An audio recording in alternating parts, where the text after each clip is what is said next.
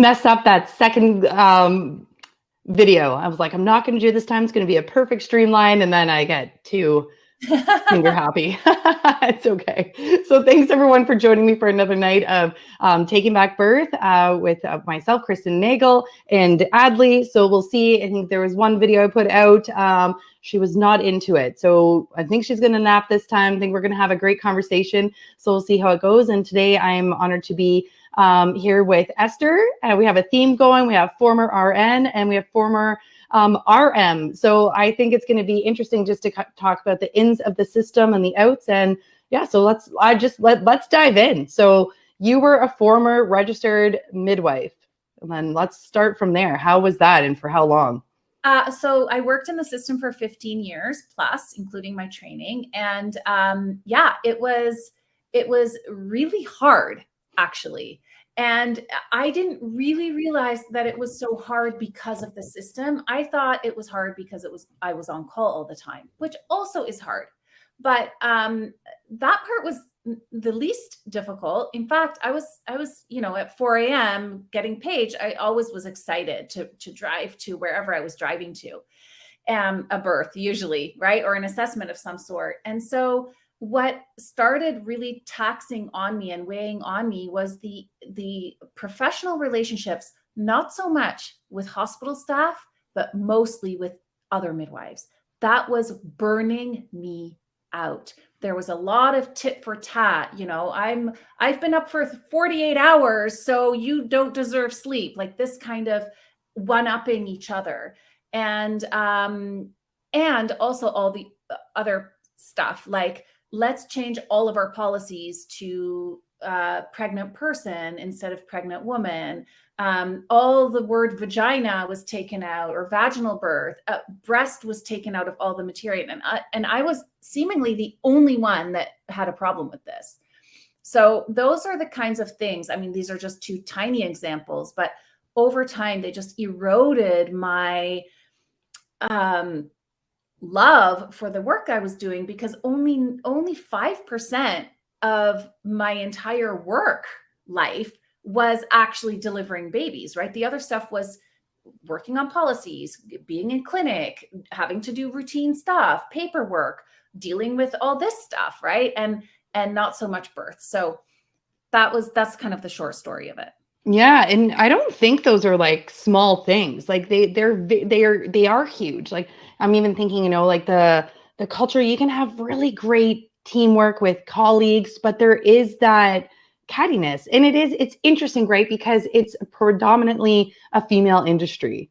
And it is interesting when you put like, that many, strong women together, the dynamics and what it does, right? Because to be in those areas, to be a nurse, to be a midwife, like you are looking at strong women, with strong opinions and want to do the job and do it right. And it creates a different dynamic. And especially when you get in the policies and the procedures and how to do it this way and that. And yeah, like it can be a very toxic environment. Like, I don't know, like we had the break rooms, right? Like, I don't know, you guys probably didn't have the same type, but the break room chats. Hospital all the time. Yes. Right? Okay. Part of the break rooms with the nurses in the hospital, and depending on which hospital I worked at several over the years. We were either included with the nurses or totally excluded, and they would all shut up when we walked into the room. Like, there was always tension, always at some point. And that would have been very hard too. And I could say like our unit, we, I was trained, unfortunately, in that mindset of, looking at midwives as lower and looking at them as like a problem and treating them that way. So you would have walked into our break room, it would have been like, oh, like secrets and whispering and, the quietness and how unfortunate, like that would totally break down your morale and what you're here to do. And so I don't think that's a little example. I think that's really huge of the culture and what we're creating. Like, we're here to honor birth and to help women have this beautiful experience. And here we are with this like cattiness kind of toxic environment, midwife versus nurse. And it does wear on you, those personal relationships, because you spend 12, like for us, 12-hour shifts, but multiple days in a row. They're long times to be spending with the same people. Yeah. And you would have experienced the same time with like the same, that amount of time spending, you call it your work family because you spend a lot of time with these people. Yeah. Like there were even times where I would be at the hospital caring for a woman when the nurses went off shift, went home to sleep, and they came back and I was still there. Oh yeah. Right. Like, so that's the kind of work that we were committed to staying way too long. Like, it's a stupid system. You can't sleep. You have to monitor every 5 minutes. You have to do something. Like, it's just dumb. But that's I lasted for that long. Yes. And then the other thing you said is not like small at all. Like how do you take away the word like vagina? Like, how do you take away like, and then that like anatomical word? Yeah. Or woman. Like, yes, all of it. Like breasts. Like, totally. Like, I want to be identified as a woman, please. Always. Do not call me a they. Do not call me a person. I'm a fucking woman. Can we swear on here? Yeah, go for it. Yeah. I feel like these kind of conversations, it's warranted because it's just so absurd to think how far we've come, and language is so important. Yeah. We know there's so much power in what we say, in the words, and how we define things. And if we start changing these vocabularies, like, we are erasing so much of, what birth is, what a woman is, what like body parts in general, and what does that lead us up for the future. So when did you start seeing this? Like, how long has this been happening? Yeah, it's incredible to think back now, because now it's so in our faces. But I was working in downtown Toronto. When was that? I should have looked at the year. It was at least 10 years ago from now. Okay. Wow. So at least 10 years ago. So say 15 to 10 years ago. And this is when there was one couple, a trans couple, who had a child. We can even look it up, like, just Google it. They were in our practice, and only the gay midwives were allowed to communicate with them. So anyone who was judged as straight, like, how do they, like that alone is just so fucking irritating to me. Right? Like, because you classify yourself as gay, you're like better. Right? Now, I didn't want to take care of them per se. I would have done great, whatever. But I didn't even want to be in that whole scene in the first place. If it was going to be like that. But so only the gay midwives were allowed to take care of them, because they understood, they had the knowledge, they had the whatever. And so that's when it all started with, okay, they're offended that all our policies say vaginal exam, that our policies say pregnant woman, or whatever, woman, breast, all these things. And so we had to spend extra time not getting paid, because the way midwives get paid is per course of care. So per woman that's in your care, not per thing you do, which is more, the doctor system is more like fee for service. So we didn't get paid for these extra hours, and we were all handed 5 policies each, or 20 each, or whatever it was, I don't remember, to go into Google Docs and like change the words on everything to these gender neutral ways. And so in a practice meeting, we would meet every week. I was like, what about the women who want to be called woman? No, that's not okay. Like, we got to make it equal for everybody. And I was the one that was looked at as bad. Here I am, this like white, privileged, yes, straight. I didn't have any tattoos. I know a lot of people have tattoos. It's fine. But like, I'm just sharing like how average I was, or how like mainstream, or how whatever you want to label me, they thought it was a bad thing. Right?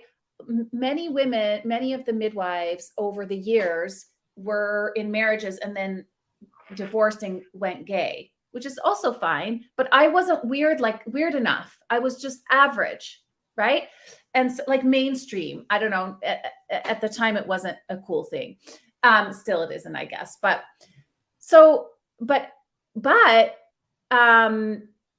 they wanted to go the extreme on the side, which is happening now too, on the side of let's whitewash, or not whitewash, I'm using the wrong terms, but let's like neutralize everything into one pool so that no one gets offended.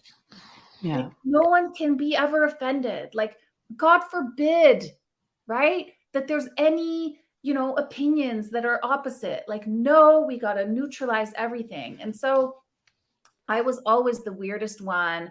I was always the one, ostracized really for speaking up. And then I just stopped speaking up, but then that just ate away at my belief system. Mm-hmm. And yeah, so, and I remember I was at the hospital when this couple gave birth, and I, like, even talking about it, I'm like, am I allowed to say gave birth? Yes, that I'm allowed to say. Like, you can't even just like talk. So on the door of their room, it said, these are the words not allowed to be used, and these are the words you're supposed to use instead. So pregnant person, birth canal, chest feeding, vaginal exam was supposed to be exam. So like it was laid out. I was terrified to go into that room. I had to go into the room a bunch of times to just like help out and whatever. I was terrified because of being scared of being like, I don't know, put in jail or something. Saying the wrong thing. Saying Yeah. the wrong thing. So anyway. Yeah. It just it's just so crazy to me. Like, it's just like you said, like, what about, the women who, are women who, it's a beautiful, sacred gift that we as women can do. And we We couldn't even say husband. We're not allowed to say her husband. We were supposed to say her partner. Always, anyone was partner. But when I'm married, I want to say that that's my husband, right? Yeah. And they clearly had a ring on and everything. Okay, you may say it wrong if she's married to another woman. So then, you don't say it, like, you don't assume, but like you couldn't even say husband when the husband was right there. Like it was killing me. I felt choked. I felt imprisoned. Like it was horrible. Yeah. No, and taking away that, like, that would do that, right? Like taking away the language of what we know. And because it is this beautiful, amazing gift that women get to grow life and bring life into the world. Like, it is, we have made it how many like centuries are we here because women, have life force and continue to birth into this world and create life. And that's what, women do with our womb and our uterus and, birthing through vaginas. Like, they're just like terms that, the gift of like what, women get to experience, that is very different than men. And, we get to grow these babies from, milk that comes from our bodies, from our breasts. Like, it is a beautiful thing. Right. And I feel like with these terms, we are diminishing this beautiful sacred gift that women have and are able to experience, that, we are different from men. Women are different. We have different experiences and different abilities of what we do. Like, men protect and provide and do all these amazing things for the family, but we have taken that away from society over many, many years. Like you said, I can't believe that's been going on over 10 years now, that shift in language. Yeah. And I was like rolling my eyes then, thinking, oh my gosh, what does this world come to? I thought it was just woke midwifery, because don't forget, midwives have always had this reputation of being weird, right? Like I was the only one, or very few midwives were like me. I was straight, married, fashionable. I shaved my legs. Like I didn't have blue hair. I didn't have armpit hair poking out. Like, I don't judge that. Like, my daughters are very hippie, but like the image that midwives have created for themselves is not very credible. Do you think that's the image that midwives have created for themselves? Or because I know there was like that huge propaganda campaign that, you know, was put out, I don't even know how many like decades ago Yes, by one. oh, okay, yeah, by doctors, like the medical system, to be like, oh, this is who you want, like taking care of you and bringing your babies into the world. Come to us, come to the hospitals. And Yeah, they did this here smear no. campaign of making like, look at this, you know, disheveled woman. This is who you want taking care of your babies. Like, come to the hospital. Like, let us, like, you know, sterile, like clean people take care of your babies. Yeah, so I have a different view. Like, I agree that that was a smear campaign, but being in the midwifery world, we like my special juice in every area of my life is bridging the kind of weird with the regular. So what being in the midwifery world during that time, this is pre-COVID, right? I already was irritated with their wokeness. I couldn't have verbalized it, but this whole, you know, gender thing, you know, be trying to make a point that they're credible being in a room of like these sophisticated obstetricians, but coming in just looking, I don't know, like I sound really judgmental, and I know a lot of people watching are maybe hippie like and all of that, and that's fine. Like, I'm not judging that specifically. What I'm judging is, well, see, I am judging. I am judging because we got to discern, like, if you want to be reputable, if you want to be heard in the boardroom, which if you're a midwife, you're in a corporation. So if you want your voice to be heard, and if you don't want to be talked about in the back room by nurses and doctors, like, show up in the culture that where they will respect you. And that had not happened up until that point, in my view. And so what I saw, you know, growing up in midwifery is a lot of like trying to push weird agendas that were not landing with the medical system, and so causing a greater divide. There's a way, I mean, I'm in my real life right now, I am a dating coach, so I run an online business, and you know, I've studied communication, human communication for decades. And there is a way to present anything to anybody that they can hear it. And midwives have never been that. They don't know how to land with the party that they're trying to enroll into their vision, right? So if you're trying to enroll, you know, a medical system into the fact that you are legitimate, then you got to show up on their turf in a way that lands with them, instead of having the agenda of trying to change their turf. If that makes sense. Mm-hmm. So that's where I saw, you know, I wanted to get into the politics at the college level or the association level, and I could never get in because it's so cliquey, and my agendas were totally different than their agendas. They always had this, like, again, the kind of woke agenda. I couldn't have named it then, but there was always something, some tiny minority group had to have all the say. And, you know, if you were not in that minority group, you were literally pushed out, so that they were doing the very opposite of what they said they were standing for. Mm-hmm. So yeah, by trying to be inclusive, it actually becomes very exclusive. yes, Yes. exactly. Mm-hmm. Exactly.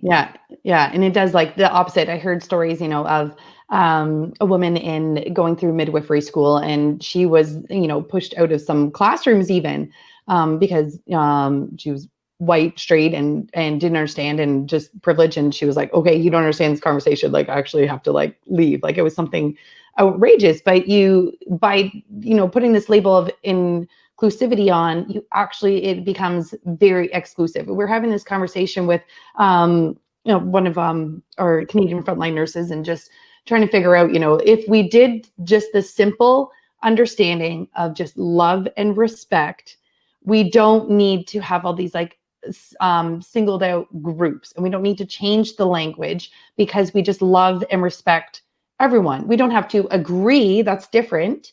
With whatever choices, very, like look at all the backlash I got over the last 3 years. Like people don't have to agree with the stance that I took. Like it doesn't even have to do with like, yeah. To not agree. Yes. This is the problem. We're now not allowed to disagree. Yes. And that's not healthy. Like we need to be able to disagree and have debates and discussions. And that's how we learn. And that's how we make, changes for the better. Or that's where you continue to stand convicted in your stance. And this is just with any opinion, right? Like I'm of the mindset that viruses come from within, and I don't believe in contagion. That is a widely disagreed topic. Even among our group, people are like, "Oh, I caught this and this," and I'm like, "Did you though?" Yes. But that's fine. Like we don't have to agree with everything, and that is part of what's really the problem. I mean, it should be. We should be able to be like, Kristen, cool that you think that. I don't agree, and I still love you, or I love you. I think you're awesome. Like, cool that, and so this whole dividing of like right and wrong, and everybody wants to be right. That's the problem. That is not a way, like, this is why this world is so fucked up. Everybody wants to be right for themselves. Instead, why not create win-win? I don't need to be right, but I want to win, and I want you to win. So how can we do that? I did that in my relationship. We were not on the same page about COVID, although we kind of are now, which is super cool. But we actually even broke up. I moved away to Costa Rica for a long time. And, I refused to get the vaccine. He got the vaccine. I wanted him not to get the second one. He did it anyway. There were other things. I mean, that was not the reason we broke up, but it was definitely part of it was I wanted to be right and he wanted to be right. And so he wanted to be right about the vaccine being fine and safe and helpful. And I wanted to be right in that it wasn't, and that it was harmful. And you know what, Kristen, this may be very controversial on this channel, but we don't fucking know. We don't know. Like every side is still trying to be right now. Right? Like all these, stats about babies dying and stuff. Okay, I believe them for sure. I'm not saying that they're wrong, but in my life, I have not seen a single woman have a stillbirth. And my entire community, I'm in a Jewish community. They have babies left, right, and center. I'm telling you, they pop out babies like nobody's business. There are people getting pregnant, going to full term, having healthy children all around me. I've not heard of a single stillbirth, maybe miscarriages. They're more hidden, right? But there are always miscarriages happening. And I'm going on a tangent, but I think it's good. And, we don't know the other factors causing these miscarriages. The fertility rates have been going down for decades, right? And so the COVID vaccine may or may not be causing this. I honestly am a lot more open than I was at the beginning of the pandemic to seeing, to really evaluating more unbiasedly, if that's a word. So my point is, we can have a win-win. I was kind of going into my relationship. Me and my fiance, we agree to disagree, but not like, let's agree to disagree like a lawyer would, or like, in that kind of manner. We're like, okay, I love you. I think you're awesome for having these beliefs. And we have arguments, trust me. We have arguments about vaccines. We have arguments about circumcision. We're trying to have a baby. So these are big arguments. But we also love that each other has these beliefs, and we talk about them, and we value each other's stance instead of trying to make the other person wrong and being right ourselves. And this is what's wrong in the world at large. With COVID, it's I'm right, no, I'm right, no, I'm right, no, here's proof, no, here's proof, here's proof. Like, what about not needing to prove anything and just like, you do you, me do me. Hey, let's go have a party. You go get a vaccine. I'm not going to get the vaccine and we'll just have a nice party and not talk about the vaccine. Like, how Mhm. about that? You know, I know that's oversimplified, but I really think it's possible, to be honest. Well, I think we really have lost the opportunity to listen and to discuss with respect. And that was kind of going back to, if we had the simple rule of, if we can respect and just love each other, the golden rule, do unto your neighbor as you would do unto yourself. It can be that simple. Like you said, Yeah. like you don't have to agree with the person, but you can still love them. Like it's, exactly what you said. And I think, we have lost that ability to even listen to the other side, to have these respectful debates. Like I remember going to school, we had debate club, right? Or whatever it was. Like, you taught how to debate and you were taught to go on both sides. Okay, you're going to argue this side, whether you believe it or not. Okay, now you're going to argue this side. It wasn't like pick the side you want to debate. It's like, no, no, no, no. You're going to learn how to debate and argue the other side, and you had to be good at it. And I think, that, like you said, we're not allowed to have different opinions anymore. And that's what a lot of this has come down to, is we're all told we have to believe and think a certain way. And that's so unhealthy on so many levels, because there are different cultures, there are different beliefs, Yes. there's different lifestyles. It's a big world, yet it is a small world, because you find out how connected everything is. But there's a lot of differences out there, and that's what makes it so beautiful, is that it is unique, that it is different, that there's these different ideas, and people doing different things. Like I tried gardening and I loved it. But I would rather grow like herbs or like medicinals or forage. I'm very thankful for the farmers in my life that want to, grow food and do all these beautiful things. Like I don't know. We're not meant to do it all. That's a kind of a random example, because I think I'm just living it No, I right now. totally get But it, 'cause all kinds, right? And if we were all the same, then it would be so boring and it would be so linear. mhm. Yeah. Yeah, exactly. And then where do we go from that? Like linear, like, no, we want to like evolve and do all these different things. But we're missing the element of just respecting and loving.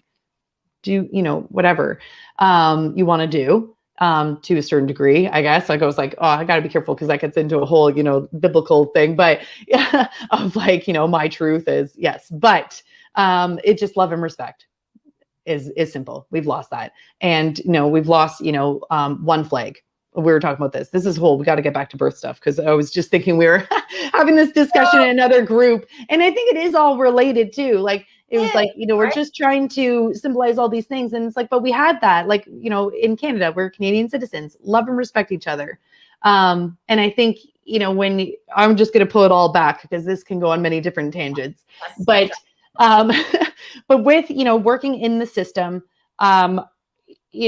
with that, trying to mold yourself in there, seeing what's wrong. And I totally experienced that as well. Like once you see what's happening and you're trying to make change, you're trying to be in there, and it just eats your soul, because you just realize you can't make that change. And I think that's what you're saying before about, the midwives coming in. If you want to be in this world, this medical system, if you want to be respected, you have to come on a similar playing field. You don't have to change to the medical obstetrics, but you have to be able to be in the same room to have a conversation if you want to be in that world.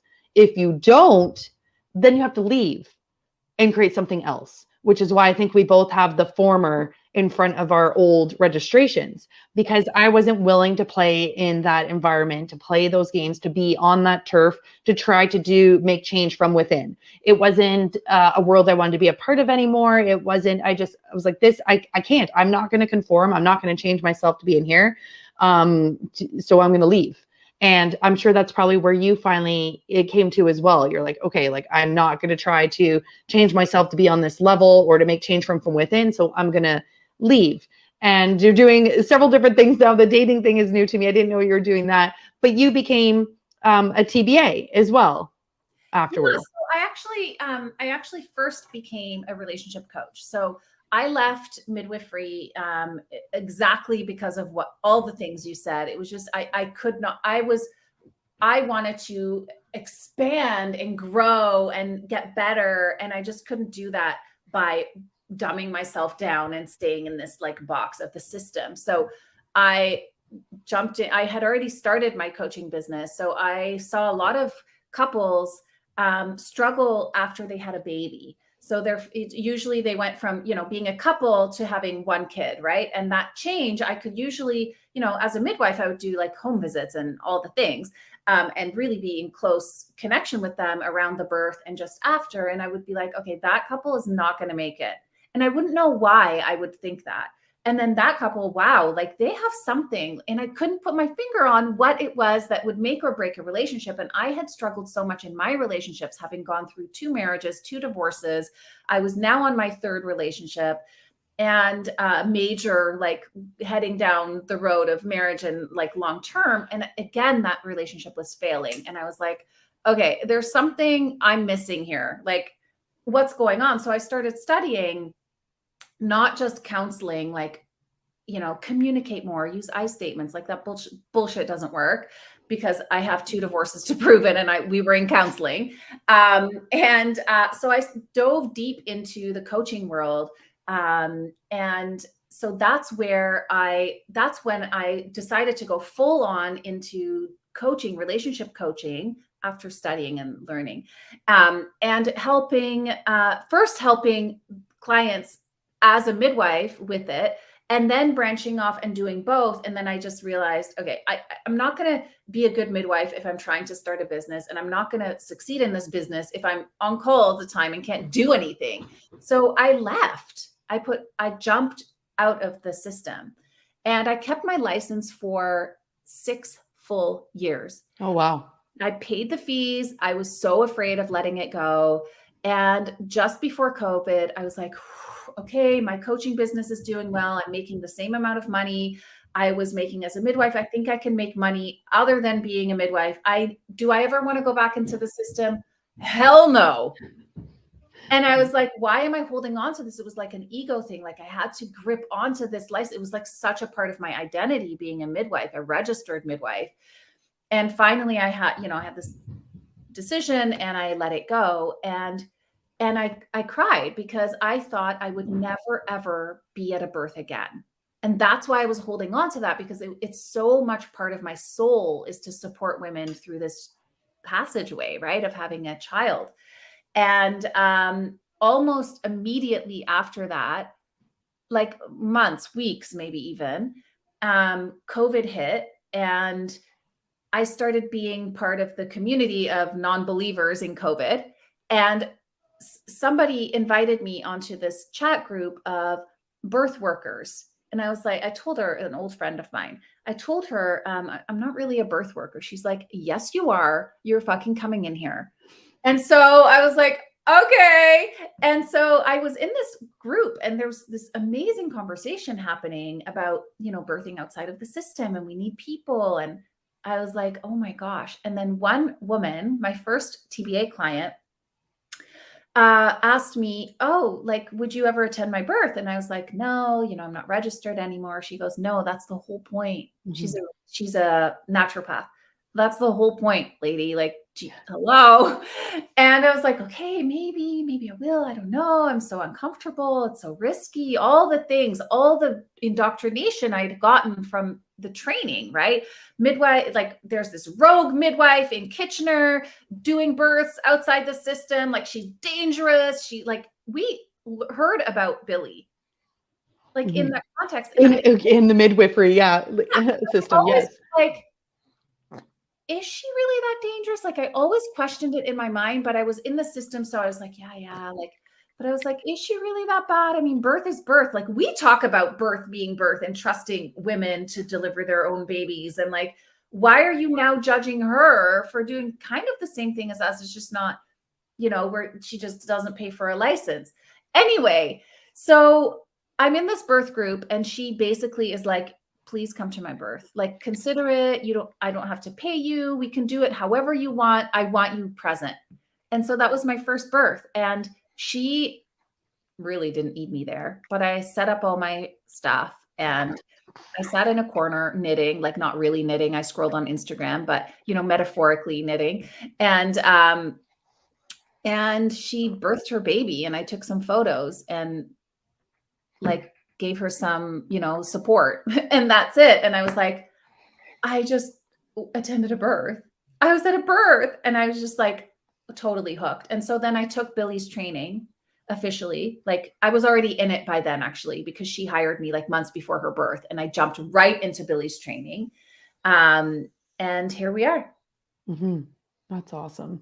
I think there was something important that you said at the beginning too, was the policies, the procedures, the paperwork. Like you were just so busy with the tasks that you weren't really hands-on with the relationships anymore when you're doing midwifery work. And I think there's been more and more paperwork, like you're always documenting. I think you said like you're up for 48 hours. Like it would be like, the nurses would go home, have a sleep and come back and you would have still been there, but always like, documenting, and every 50 minutes or whatever else, like notes, and not having that sleep that's needed. And I think, and nursing too, the more computerized they got, saying that it was supposed to save us time and everything, the more computerized things got, the more it took us away from the bedside. And you're turned with your back to the computer, rather than the clipboard we used to have, right? Yes. Just taking notes and like chatting with the client, right? Yes. And the States was more ahead than Canada, just because, the money privatized. So I worked in Arizona in 2007, right out of nursing school. And I remember they had, everything was computerized. Like I went from, writing everything, chart, doctors, prescribed on like the charts, the papers, you rip it off, everything. Yeah. But everything was computerized in the States. And you had at least 6 to 7 patients. And they had these they were like PSWs, but they would go and do all the care. I was so confused working there the first year, because they would do the turns, the patient's vitals, empty their drains, like do all these things that I thought were nursing tasks. And I was like, well, what am I supposed to do? And then I would go in and do all these things. And they were like, but that's my job. And I was like, but I'm a nurse, like I'm supposed to do it. But it was like stepping on kind of their toes too. And I was like, well, what am I supposed to do? Literally, it was to go in, ask them questions, head to toe assessment, write it on the computer and give them meds. Go on to the next patient, head to toe assessment, write it on the computer, give them meds. And I was like, so I'm just a med dispensary person now? It was crazy. And then as the years, when I came back to Canada and they introduced more computer, and I was like, you just sit at the desk and you're just documenting always on the computer, this, having to do, orders. And you miss that hands-on relationship. And that is so important. Again, another thing missing from the world, from the system, is we need hands-on. We need human connection. We're so afraid of lawsuits and care and the documentation and all these things that we're forgetting the most important thing, and that is building relationships and being there and listening and actual putting like hands onto care, like, even a hand on a shoulder. Sorry, go ahead. You're about to say something. No, and it's so, what you're saying is so true. And 100% the actual reason to not have lawsuits is the connection. Yes. Like people don't understand. If you don't want to get sued, create a connection with someone. Done. You're done. Like it's it. They'll never sue you. My fiance is a dentist. He does this with his dental patients. He just connects. Do you know, like he's made mistakes in his 30-year career. He's made mistakes and he just calls them up and has a conversation. Like he, drilled into the wrong tooth or something, right? Like, I mean, we all are human, and it's the connection that he builds up to seeing the patient, and then the aftercare that causes that bond that they trust him no matter what. And so, he's old school, but this is the very thing that's actually causing that, again, that divide, right? That divide and conquer. Like, oh, I can't give you a hug because you might give me a lot, like whatever, lawsuit over touching me or something stupid. But, even after COVID now, nobody hugs anymore. I do. But, so maybe that was a silly example, but the whole thing, like you say, like that connection is the currency of it working. And what I was going to say about that as well is, as the care provider, I needed connection. Mm-hmm. I want to care for you. I want to, like, I actually, I have to admit this, it's not easy. But like, I stopped giving a shit about my clients. I was mad. I was annoyed. There was a disconnect. I didn't give a shit how they gave birth anymore. I just wasn't present anymore, which is burnout, right? That's all burnout city for sure. But part of that was caused by the system I was working in. I had too many clients, like you were saying, like door to door to door. That wasn't us, how we worked, but we had way too many clients on our shoulders, the way we shared on call. So I had like 8 clients due in a week at most times, sometimes 12, right? 12 in a month for sure. And when you're on call, you're carrying the load of 3 midwives, but you're one person on call. Yeah, that's so much. It's like insane. Yeah, okay, you would get 3 weeks off at the end of that rotation, but the first week and a half to 2 weeks of that 3 weeks, you're dead. Yeah, you're exhausted. You're doing nothing. Oh, you're doing nothing. And so the burnout, the way that it's like not, worse than a rat race. It's like this slave-driven system, and you're the little pawns, and then the cattiness within that as well. Like, it's just like beyond. And the relationships with like you saying you needed care as well. And that is the one thing I miss about being in the NICU, the unit, is the relationships with the families, the relationships with the babies, like doing the actual care, right? The important work, the hands on, and having those conversations and the trust within each other. And then, they would come in and ask they would remember a important event or something that happened, and they would ask me in care, and then vice versa. And it was reciprocal. And I think now, now with like the work, that you're now doing as a traditional birth attendant or companion, that's what it is. You're a wise woman with skills, and you're there for companionship. And that's why I like the traditional birth companion versus attendant, because you're a companion, and it goes both ways, right? Because there's that mutual respect, and you can go off and knit, have a nap, allow the woman to do the work she needs to do it in that time, which is important. And you don't need to document everything, because you're just there, you're trusting, you're sharing that space, and you're holding it, but you're allowed to nurture yourself. And they want you to. I remember being like, like, what do you need? Do you need some coffee? Like, go sleep, go rest, or whatever. Like, you care as well. And it's this mutual reciprocal exchange of respect and companionship. And that is what has been missing, even, in nursing. It has become so task oriented that we're missing the most important part, that is the relationship and the nurturing, because sometimes that is what they need the most. And now, getting out of midwifery, and what I'm looking forward to, because I miss the relationships with the babies and the parents, I'm looking forward to getting back into that as well, and having those relationships without all the BS of worrying about CYA, cover your ass, and all these things. And it's just having respectful, mutual relationships where I get to care and educate. Because, nursing, midwives, like, we like to teach and educate in these beautiful settings where, they're interested, and you don't have to worry about checking the boxes. Okay, did we talk about this? It's just having conversations. And that's what I'm looking forward to getting back into, and seeing all, these birth workers expand. I'm in contact now with another woman in the UK. Her name's Nikita, and she does When Push Comes to Shove, and she's just blowing up over there. And I think it's amazing to see that, okay, we're getting back to what it's supposed to be, which is connection. And this is the thing, Kristen, connection creates the deep trust and knowledge in what to do next. So when I'm at a birth now, there's that heart connection to really, you really sense like what the woman needs, rather than what she should need based on the criteria of the checklist. Like, oh, she's 36 weeks. Have we done the swab? She's whatever, she's so many centimeters dilated. She should be this and this and this now. It's so arbitrary. It's so not woman-centered. It's so not like in this moment, being present in what is in front of you now. And so I always tell the story, like as a midwife, as a registered midwife, I often used my intuition, and I was always right. Always. 100% of the time I used my intuition to do something maybe a little outside of the protocol. I was right. And so that really gave me confidence to listen to my inner guidance system, right?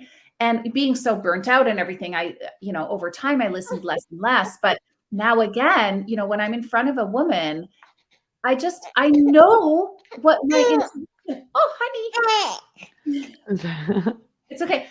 I know my intuition is telling me something. So to just have a conversation with her, just to ask some questions, the most important thing is to ask questions of the person in front of you. It's the same thing in coaching, to get her to come up with what's right for her.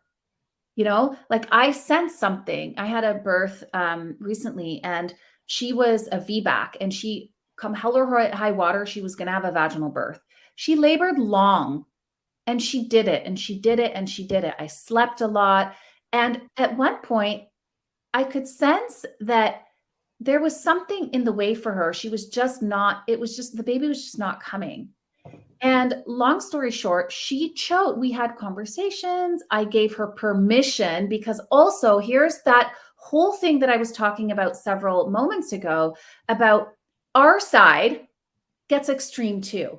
Right? It can be really, really extreme in being right on our side. And so these clients, these women, they also feel like, oh my gosh, like I have a TBA now. Now I'm committed to give birth at home no matter what, even if right now in this moment, I may want to go to the hospital. Like, is that okay? Is that wrong? Like they feel so scared to even think that, right? But in my opinion, you need to be where you need to be.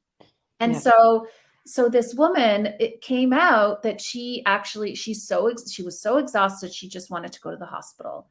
And what ended up happening is I asked her the right questions, like to what end? Like, why do you want to go in? I don't know. Just give me another C-section. I said, I know you don't want that, but I give you full permission to, from me, like, don't feel obligated to me. You do what you need to do, but there are other options. You can just go in and ask for pain relief. And she hadn't even thought of that. She was in the middle of transition, actually. And she hadn't even thought of that. So what ended up happening is she chose to go to the hospital. She asked for an epidural. She got the epidural, and her baby was out 10 minutes later.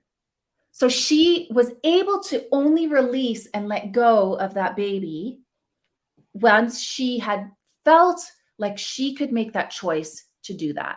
Mm-hmm. And maybe she had some fear in the back of her mind about the VBAC. I mean, she was, she's probably like fully dilated already by then. But who cares? Who knows? Who cares? It's what she wanted. She feels amazing about the birth. And right. So my whole point is being present, having that connection. That's the important part. The outcome or the mode of how she got there doesn't matter, as long as her journey. Yeah. And she loves it at the end, whatever that looks like for her. And she's like so excited, and you're there to support that. And it's individualized, unique connections. Yeah. Because we have started this whole thing of generalizing and putting a blanket statement over everything, right? Like it's like, one size fits all. And that's what the medical system has like turned into. Right. And both ways too. So I just want to be that advocate for the both sides, because that seems to be my journey in my life. So, but like also like the whole free birthing culture, right? That's the only way. Like all women can birth on their own. Well, we haven't been birthing on our own for a long time. Maybe originally in the like caves, but I still think there were people around, right? Other mothers and so that is also like that culture, like online on Instagram, like, in the groups that we're part of, like that is not necessarily for everybody. Right. So it's also okay to want an epidural here and there. Like I mean, I support that. I don't advocate for it, but I support anyone who wants that. So anyway. Yeah, absolutely. And I think that's the thing, as long as, it's, informed, they know, but it's their choice. Yeah. And that's what they chose. Because I think when it becomes like the woman's choice in that moment, then they're empowered because they're like, no, I chose that. I wanted that. And it's very different than feeling, forced upon, or there was no choice. It's very different when it's like, no, that's what I chose. That's what I want. And I feel good about it. Then it's like, okay, great. And in every moment is different. Right? Like every situation is, and like you said, we haven't been birthing on our own for a long time. And especially over the last, I don't know, 100 years, probably 100 years. Like it's been, and so now we're trying to take this back. Like it's going to take us time, and we're going to need some help and support. And, and we're going to need the system is there for a reason when it's needed, right? It's just not supposed to be abused. And I think, you mentioned another thing about intuition, and I think that's beautiful to be able to get back to that as well, because it's been another thing that has been driven out of us. As, caregivers, but as women, as parents, even as men, we're not supposed to think on our own and feel. It's like, well, what does the research show? What does the evidence say? Or what does go to the expert? What do they tell you to do? But it's like, but I know. Well, how do you know? I just know. And that's okay. Like that when you know something, it's there for a reason. When it keeps coming up, and you don't need to be able to always have to back it all the time. Right. Yeah. And but they've like, this is, I teach this in my relationship side. The feminine, that's the feminine, right? And the feminine is not valued in our society at all. It's only that linear, prove it, studies show side. And then the intuitive side is negated, but it's actually just as valuable, equally valuable in its own right, just like men are equally valuable than women, but in their own right. And this is what is so irritating, like you say, because it's intangible doesn't make it not real. If you know in your gut that this is right for you, why is that not enough? Right? And one thing I wanted to circle back on as well is you were saying, love and respect. If we can just love and respect one another, that's the route to go. And same with the intuition piece. Like if you make decisions based on love or based on expansion, based on intuition, it's always right for you. If you make a decision on fear, and this is where I find our community, sometimes we get so down the rabbit hole of the fear, me included. I'm crawling my way out of it now, but the doomsday kind of, but if you make any decision out of fear, you're doomed. And so this client of mine, she made a decision not out of fear. She made it out of true empowerment. I have a friend right now, actually in the middle of labor right now. She's had her waters open since for a week. And she is so in a fear place, and she's not progressing. There's nothing happening. She's now involving the hospital. Now they think she has an infection, but she really doesn't. And it's just this whole fear fester mode. And I'm just like, honestly, like I can support her. She lives far away from me. So I'm like messaging with her on WhatsApp, but I can support her. But honestly, she's in the loop of fear. And so all I'm trying to do is, she wants my medical advice, but that's not going to help her. It's my helping her remember, make decisions from love, not fear, or expand. Like if it feels expansive, if it gives you energy. This is a really good for those of you who sometimes stay stuck in your head, whoever's listening. How do I know if it's good for me or bad? If it gives you energy, if it's like, that decision feels right. I don't have anything to back it up, but yes. Versus, oh my God, I have to do this. Like the studies show, or, if I stand next to a vaccinated person, they're going to shed on me and I might die. Like that is worse for you than just going and getting the vaccine and you're being happy. Do you know what I mean? Like yeah, absolutely. Especially with that, I was like, people kept asking me like, what do I do? And I was like, to be honest, it is an area I never looked into. did not research. I did not care because I didn't want to add a whole other fear element in my mind. And like, because I was like, that is out of my control and I'm not going to stop interacting with the world and put that fear on myself, because then you start manifesting, you know, what could happen, what could be, and then that's going to happen. So I'm like, I'm not even looking into it because I'm not going to stop myself from interacting and loving everyone around me. So I was like, I don't know. I'm not the right person to ask. My partner got vaccinated like multiple times, right? I think three, not four. He's like, I'm done with the fourth. So this is why I'm saying he's like starting to think about it. For a long time he has. My daughters, my grown daughters, they're in their 20s. They both got vaccinated. Like, what am I supposed to do? Like, exactly. Like never see them, never hug them, think the worst, that they're going to drop dead tomorrow from myocarditis. Like, honestly, like I can't, right? And it's for my own mental and physical health that I am choosing that, you know. I refuse to go into those different pockets. And same with, bring it back to birth, Kristen.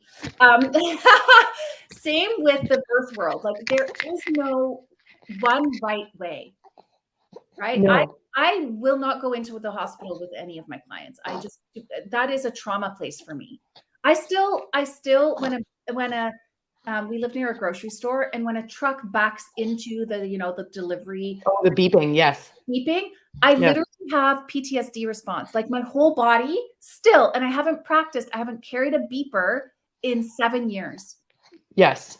And I still get that response. Like now I know how to deal with it, but that's how traumatized I am from working in the system. It's no fucking joke. And I know you know this. Yes. It's no joke. So I will not go into the hospital, but you do you, girl. If you feel like fully empowered, like that client, the VBAC client, go girl. Like I was cheering her on, you know? So like that is what I hope for this interview, and also for the world and our world, is to really try to balance yourself and stay open to everything and just create love, not fear, no matter what side you're on.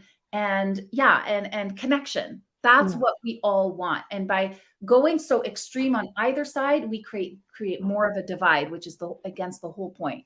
Yes. No, absolutely. And even before the last 3 years, that was kind of a big thing that I was getting into with food.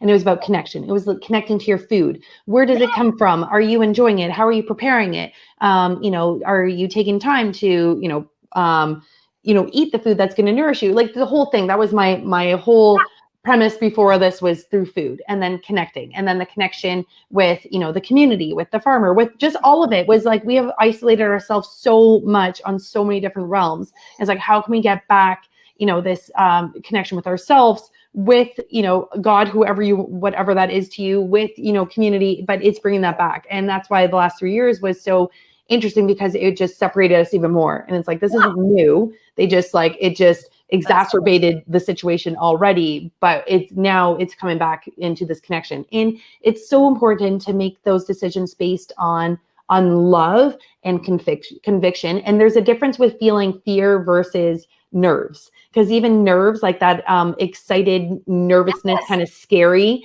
can still feel expansive. And sometimes you have to differentiate, like, is this fear or is this like nervousness? Because even that is very different. And I have learned this in, over the years, like when I've made decisions in fear, like when I was getting my oldest son, his immunizations was based out of fear. And I was like, that wasn't right. That didn't feel good. That was wrong. And I was like, never again will I, based on fear. I need to, come from a place of, I know. And then even, there was another, I just lost it. Where I was going with that, with the fear. It'll come back to me, but it makes a huge difference in what my husband and I, at the very beginning of all this, I had dove deep into all the things and was consumed in fear. And I was starting to make unrealistic, fear-based decisions of what we should do with our life and where we should go and all these things. And he was, it was, that first bit was not good for our relationship, because I was coming from a place of fear. And so once I had to step back, because I realized what I was doing to myself, what I was doing to my relationship, my kids, and I was like, okay, like, let's remove the fear. What is actually real? Like, what is real at this moment? What is the truth? Like, what is happening? And like, let's bring it back and find that place of love. And there's a difference of being aware and then just being fearful. Yeah. And so that's the same thing with birth as well, to bring it all back, because it does all relate, is like, there's a difference of being aware of possibilities versus just fearing them. And your mind just going into, the worst place scenarios. You can be aware of possibilities, but like, let's bring you back to the present. Okay. And if that happens, what can we do about it? Okay. And if that happens, what actually is the outcomes, right? And bringing back to some grounding root in those areas. So with going into birth, whatever that may look like for anyone, it's making sure all your decisions are made based on reality, fact, intuition, truth, and not allowing fear to take over and make those decisions for you and getting the best of you. And I think, that's what you're saying beautifully is, even if you end up in the hospital, even if you end up in this route, as long as it's your choice and not out of fear. Yeah. And I think that's the most important thing going into birth, pregnancy, is just finding ways, whatever you're scared of, being like, okay, well, if that happens, then what's the worst that'll happen? Okay, if that happens, what's the worst? Like, it's just breaking down the fear and looking it straight in the face, and making sure that there's no fear going into it. Yeah, mm-hmm. and surround yourself with the right people that support that.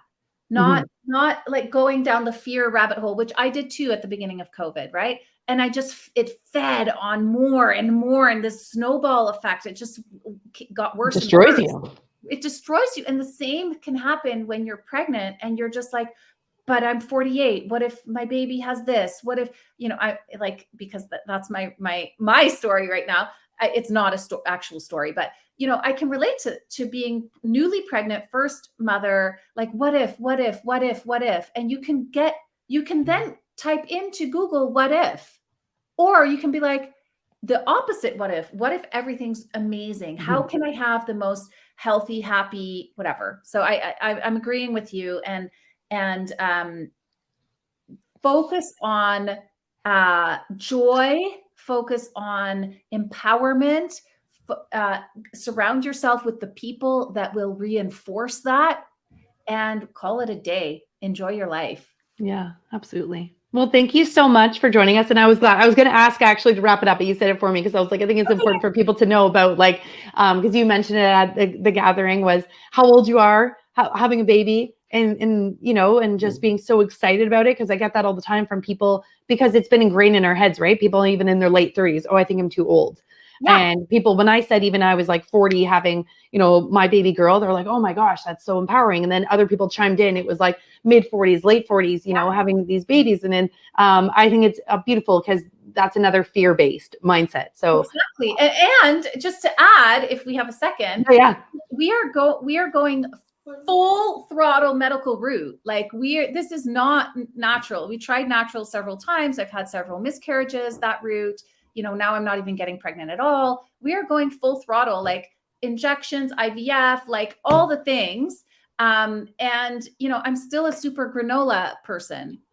Like, I am, right? Like, I'm super weird, like to the regular outside world, I'm the weirdest person, but I still believe in this. So you can have it all. You can have different, you do you, no matter what, right? So yeah, I want to just say that message, because there's also, like, for me, there's a little bit of fear, and I've been on purpose talking about it, because there's a little bit of fear of judgment from our community, that, if it's not meant to be, why force it? My sister even says that sometimes to me. And so I'm fucking forcing it. I want a kid. I've wanted another kid since my 24-year-old was born. And now is my opportunity, and I'm going for it full on. So I give anyone permission to do it too. Yes. Well, I'm super excited for you. Yes, I think it's awesome. Well, thank you so much for joining us. And just to wrap up, maybe just let people know where they can find you. And So you can find me on Instagram, the sacred_birth_guardian, Esther the midwife. No, I didn't. I changed it Esther the midwife, because whatever. The whole college is like pissed off right now. So I made it something else, but it's yeah, what I said. It's birth _ sacred _ birth _ guardian. Okay. You'll see me, my face, you'll recognize me. That's me on Instagram. You can find me there. You can DM me, whatever you want. Awesome. Well, thank you so much for joining us today. And yeah, look forward to seeing you again. Thank you, Kristen. It was super fun. Right. Bye, everyone. See you back next week. In 2 weeks now. We're doing this every 2 weeks. So see you back in 2 weeks, everyone. Bye.